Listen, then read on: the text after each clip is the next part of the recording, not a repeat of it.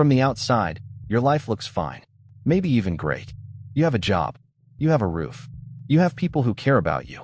On paper, everything checks the boxes. But when you're alone at night, when the noise dies down and the distractions go quiet, you feel something you can't really explain. It's not sadness exactly. It's not anxiety. It's more like a hollow space inside your chest. Like something is missing, but you can't name it. And that makes it worse. Because when you're sad, at least you know why. When you're anxious, you can point to the thing that scares you. But this emptiness, it just sits there, heavy and quiet. And you feel guilty for feeling it. Because you have so much to be grateful for. Other people have it worse. You should be happy, but you're not. And you don't know why. If this sounds familiar, I want you to stay. Because what you're experiencing is more common than you think. And it doesn't mean something is wrong with you. It might mean something is finally trying to get your attention. Here's what I think happened. At some point, probably a long time ago, you learned that your feelings were inconvenient. Maybe nobody asked how you were doing and actually waited for the real answer. Maybe every time you tried to express something, you were told to be grateful, to toughen up, to stop overthinking. And so you did. You stopped sharing. You started performing. You learned to show up, smile, make everyone else comfortable, and keep going. And you got really good at it. So good that people started believing the performance. They thought you were fine, strong, reliable, the one who always holds it together. And somewhere along the way, you started believing it too. You confused the mask with your actual face. You forgot what was underneath. And now, years later, you're sitting here wondering why you feel nothing. Because you spent so long suppressing the hard feelings that you accidentally suppressed all of them. Joy included. Excitement included. You didn't just bury the pain. You buried yourself. This numbness you're feeling? It's not a malfunction. It's not that you're broken or incapable of feeling. It's actually a protection mechanism. Your brain is incredibly smart. When the emotional load gets too heavy for too long, when you're running on stress and obligation and performance without any real rest, your brain does something remarkable. It turns the volume down. On everything. It's like a circuit breaker. When the system is overloaded, it shuts things down to prevent a complete breakdown. The problem is, it doesn't just shut down the pain. It shuts down joy too. Excitement, curiosity, desire, connection. Everything goes quiet. And that's where you are now. In the quiet aftermath of years of emotional overload. Your brain isn't broken. It's actually trying to protect you. But the protection has become the prison. And the way out isn't to force yourself to feel. It's to create enough safety that your brain doesn't need to protect you anymore. Let me ask you something, and I want you to really think about it. What do you enjoy?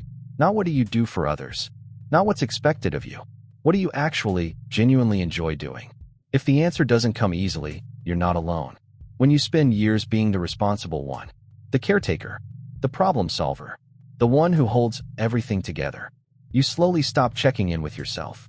You stop asking what you want. Because there's no time. There's always someone who needs you. Something that has to get done. And every time you choose someone else's needs over your own, you lose a tiny piece of your identity. One choice at a time. Over years. Until one day you wake up and realize you don't recognize yourself anymore. You don't know what your favorite anything is. You don't know what excites you. You don't even know what you'd do with a free afternoon if nobody needed anything from you. This isn't selfishness to fix. It's self-abandonment to recover from. And recovery starts with one small question. What did I enjoy before I stopped caring? Here's the good news. You don't need to blow up your life to fix this. You don't need to quit your job, move to another country, or have some dramatic revelation.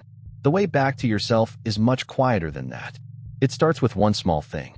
Maybe it's a song you used to love, a walk you used to take, a meal you used to cook just because it made you happy, a book, a place, a feeling you remember from before everything got so heavy. Start there. Not for any purpose. Not to be productive. Not to share it on social media. Just for you. Just because it used to bring you a tiny spark of something real.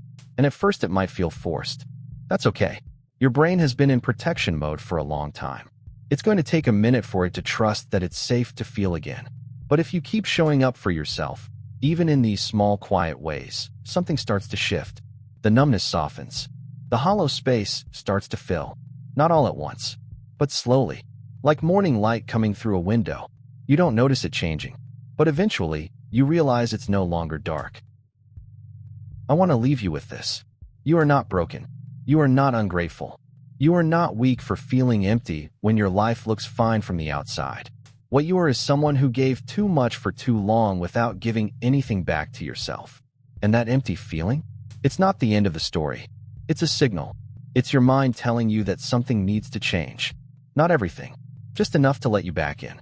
So tonight, before bed, ask yourself one question. Not what do I have to do tomorrow, but what would make tomorrow feel a little more like mine?